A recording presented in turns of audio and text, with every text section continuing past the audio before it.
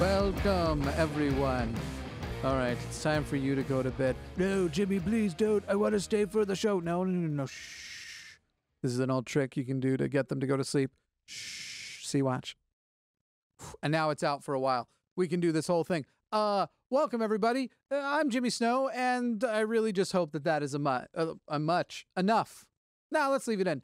Don't miss the return of the Sometime Show with a special episode this Sunday, and then look forward to it every Tuesday and Thursday there forward. A new special live kind of thing that will incorporate, honestly, pieces of everything that you've seen on this channel over the years, with the omission of some things. So what I just said was meaningless, but no. It's going to have bits of everything.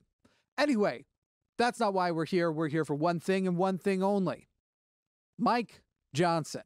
Some of you won't know who this is. Mike Johnson was voted in by the GOP as the new Speaker of the House last week. This ended a multi-week embarrassment for the American political right, who, frankly, cannot get their shit together. When can they, though? Am I right? Shh, stay asleep. After putting up the people who were next in line, followed by some boisterous ideologues, the solution the GOP had for getting back to governing was to introduce nearly the entire country to a man that inspired a universal response. For once, we finally saw the entire country come together. All together in unison as one, they all chanted, "Who?" And look, I get it. This sounds like a really boring topic, and you might already be deciding whether you even want to finish it. But I'd challenge you to stay, because I think you might be wrong about how boring it is. This is important. First of all, the Speaker of the House is not an inconsequential position. It is third in line for the presidency, or second in line to replace the president. How do numbers just work? But anyway, president, vice president, Speaker of the House. So that's three, but Biden's already so second in line to replace. Anyway, basically what I'm saying is, should something happen to Biden and to Harris in the exact same moment, Mike Johnson, this guy, would automatically become the president. I mean, he would have to say some words, and they add a little spell to the whole thing, this "so help me God" thing. So it is kind of automatically. But the Speaker also gets to direct and participate at the highest level in fundraising attempts, as well as being largely in charge on what policy things even get to be considered. So Kevin McCarthy was actually very effective at those things. And he is in fact credited by this man. By the way, that is really Mike Johnson. I know many of you, well, you're just taking my word for it. It is him. I promise that's him. You know, it's a joke we could have done. John Oliver invented the joke, but you know, that is him. I hope. This guy credits the former speaker, Kevin McCarthy, with being the person who achieved the majority in the House during the last election. That were not for him, they wouldn't have the majority, and he might be right. But I'll tell you, the reason I'm dedicating an entire episode, a separate thing, to just this topic isn't just the significance of the office. No, it is the significance of the man that they chose for that office. The unknown man, but a significant man nonetheless. Because of this, Mike Johnson is an extremist. Mike Johnson is a Christian nationalist and an extremist. No ifs, ands, or buts. I'm not, yeah, I get it. There's a joke there. I'm not going to make a joke. I'll just start the next sentence with strap in, because you need to know where the most powerful Republican now in the country falls socially and politically. And the only question, honestly, is where do we begin? And the answer to that is the same as the answer to the question, where did Donald Trump's parents go wrong? Let's start with abortion. I can't imagine that it will surprise any of you to find out that he has supported the overturning of Roe v. Wade. I know, hardly stop the presses.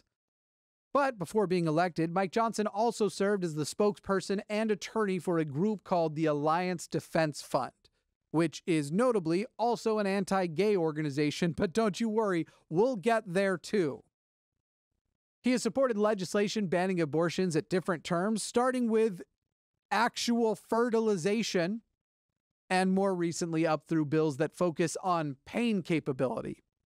He's also sought to impose criminal penalties on doctors who perform abortions, all while pushing the common right-wing farce of late-term abortions. We're just going to move that out. The joke's done. This is fine. This is fine. Trump's hair is sleeping underneath the Republicans. That's fitting. He's been pushing the common right-wing farce of late-term abortions that are done out of convenience. Even one time asking a medical witness at a hearing if abortion would be permissible when a child is halfway out of the birth canal. You know, that thing that totally happens all the time. It does. Believe me. All the time. It's very sad. It's happening every time. In this country, they are doing that. In Democrat cities, the immigrants are coming and they're performing late-term abortions. All the time, every day. In recent years, he has also supported nationwide heartbeat ban bills because in the world of Republicans, it doesn't matter whether or not your brain works or is on or having experiences. We'd rather arbitrarily pick a blood pump organ to deny a person their bodily autonomy. And I don't know if this is more in the category of his abortion views or a projection on what he plans to do for gun rights or let's say God in schools, religion in schools, but it's notable that in 2015, he actually blamed school shootings on abortion policy. That's why, after all, most school shooters are blue-haired, trans, feminist, lesbian Marxists. Right? That's what they are. Oh, what's that? Sorry, in my earpiece right now. What? You don't say. They're mostly cishet white males from conservative Christian backgrounds. Well, my bad. I'm sure they were just trying to shoot the gospel at the children while they were massacring them. Convert, non-believers. Horrible. It's pretty sad that we live in a world where when I wrote that line, I actually considered removing it just in case there was a school shooting between the time I record this and the time I release the video, usually less than 24 hours. But at least we have the freedom to pray in the McDonald's. Take that, rest of the world. That's what real freedom is. That's what American freedom is. Also, regarding his other positions that disproportionately affect women and uterus havers at large, a label that I like to include both for inclusivity and because it will annoy the people that I intend to annoy with this video, Mike Johnson has a history of promoting laws that would enforce covenant marriages, of which he is in one. Basically a type of marriage and legal designation for marriage that adds many more barriers to divorce. This man is trying to impose Christian theocracy in America, and he isn't particularly shy about it. In fact, we've been talking a lot about a lot of things from the past, and people might say, well, who knows what he believes today? But on Thursday, granted, it is now, when I'm recording this, Monday, so, Thursday, so long ago, he did an interview with Trump's favorite puppet, Sean Hannity, where he proudly proclaimed, people are curious. What does Mike Johnson? He referred to himself in the third person. Just a reminder that he did that. And Jimmy Snow does not abide. What does Mike Johnson think about any issue under the sun? I said, well, go pick up a Bible off your shelf and read it. That's my worldview. Christ is coming within me. It should be no surprise that this man has a history of supporting Answers in Genesis. We all know and love that organization, and actually played a key role in helping them secure millions of dollars in state funding for their creation museum. Because yes, Mike Johnson is a young earth creationist. You know, the stupidest form of religious person. I'm not saying all religious people are stupid. There are brilliant ones. However, one has to at least elect to be stupid to continue being a young earth creationist, it would seem. It's the thing that takes the most cognitive dissonance and or all-out rejection of facts and reality. Stupid's like my best, most charitable designation. Any other reason you might be is dark and nefarious. In his worldview, people danced with dinos and gay people caused the hurricanes. Oh, Mike Johnson, you are quite the guy. And it should come as no surprise then that he's taken the anti-scientific position against climate change and the human element. He's not convinced humans are causing climate change, a completely demonstrated and correlated fact, as that is, and has repeated such fun cliche right-wing talking points as claiming living near wind turbines causes depression. So Let's not even save the earth. You don't want to make farmers sad. Farmers live near where you would put up wind turbines. Jokes are better if I explain them, right? And I'm sure if we go looking, we won't find out that he has significant gas and oil donors to the tune of, and obviously I'm just making this number, pulling it out of thin air. So let's just say $338,125. That'll be just the made-up number, which may not sound like a lot, but remember, this is a dude who was unknown before now. That's a double-digit percentage of his total donations from past fundraising efforts, and we're really just getting started. That totally made-up number, I mean. He's also down to blank check it for Israel for the conflict in Gaza, while also trying to discourage humanitarian efforts for Palestinian civilians under this special guise of how do we know they're even going to get it?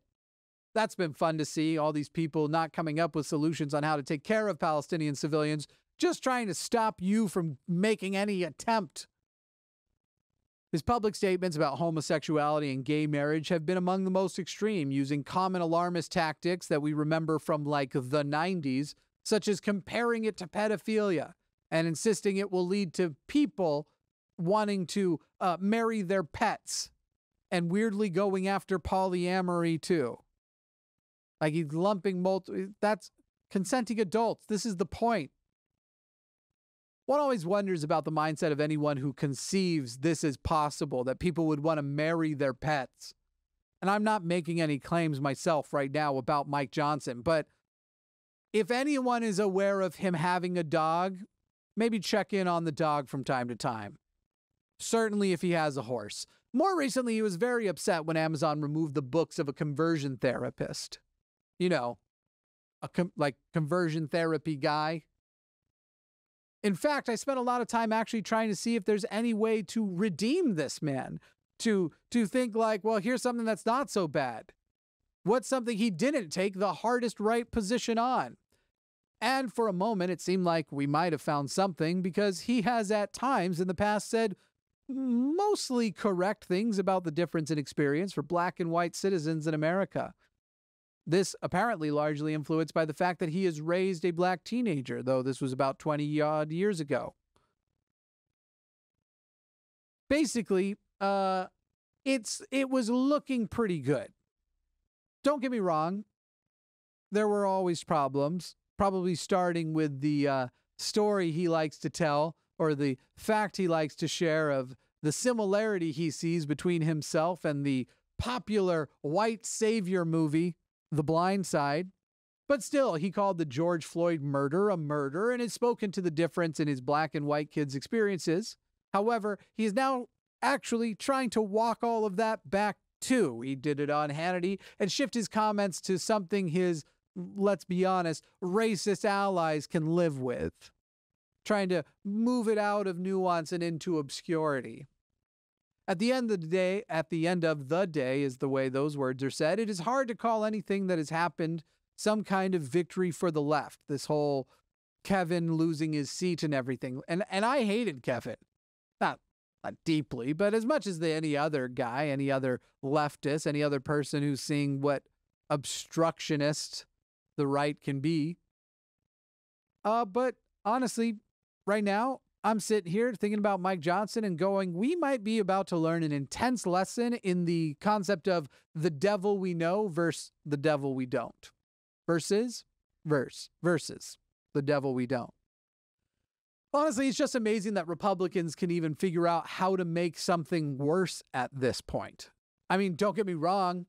We're used to having radical beliefs, and the current leader of their party holds most of those beliefs himself, mostly because he was paid to believe those things, or at least give them lip service. Shh, I know, we're talking about your host. Mike Johnson goes to bed at night imagining Noah riding a raptor to a brunch with Jesus where all the waiters and everyone who is responsible for the decor, they're all straight, and yet the decor still slays somehow. He goes to bed going, that's history. That's history. That's good old-fashioned history. But more than anything, how can such a radical Christian nationalist be trusted to govern or lead when, as a matter of personal beliefs, this is a man who is certain that any of these big problems need not be attended to because Jesus will come back before they get too bad? How do you convince a man like this to address climate change, truly one of the most pressing issues there is, when at the end of the day he believes the world was created for us, and if the climate's changing, that's God's will? It's not for us to stand in the way. Even as a Republican, he stands in extreme categories when it comes to ending entitlements and reducing things like Social Security and Medicare. And you can likely guess how far away he is from the medical consensus on other things like vaccines or transgender care, and even nutrition, with him seeming to have contempt for programs that Americans rely on like SNAP.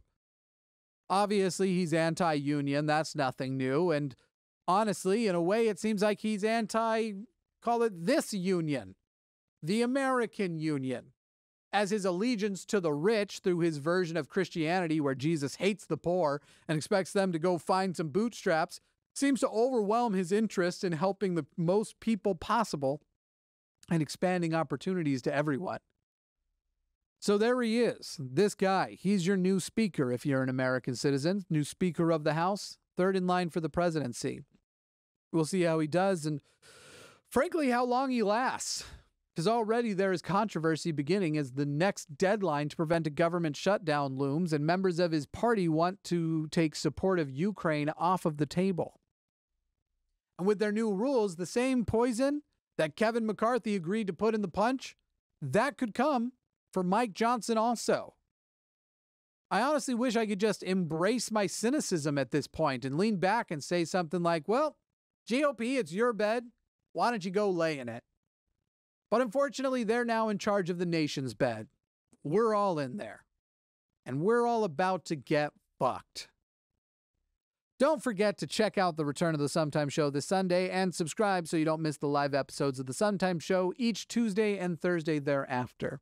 You know the buttons. They're here. You could click them if you wanted to. And if you did, your life's not going to change, but it would help me out. So have at it. Or don't. I'm not your mom. Depending on who's watching, I might be your daddy. Dad? No, daddy's funnier. I'm Jimmy Snow. This was something. Fade to black. Oh, I guess I probably got to... Still finishing all the finishing touches between now and Sunday. Let me just manually fade to black. Nope. A professional would not leave all of this in. That's what a professional would not do.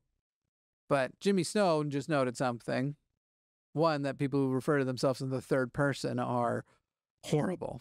But two, the overlay was also left on. So now it would work. Let's do that again. I'm Jimmy Snow. This was something. Fade to black. Hey, if that worked, well, the show's over. It certainly doesn't end like when I actually hit stop recording. It would end when it fades to black. The show's over now. There's nothing else to say. There's no more words. The teleprompter's run out. What would one even say? There's nothing. It's over. It's finished. Finito. I don't think that's actually I don't think finito means anything. Finito. Maybe it does mean something. Oh, well, it's a good thing that the show ended like a minute ago. And that no one will ever hear this part. Daddy.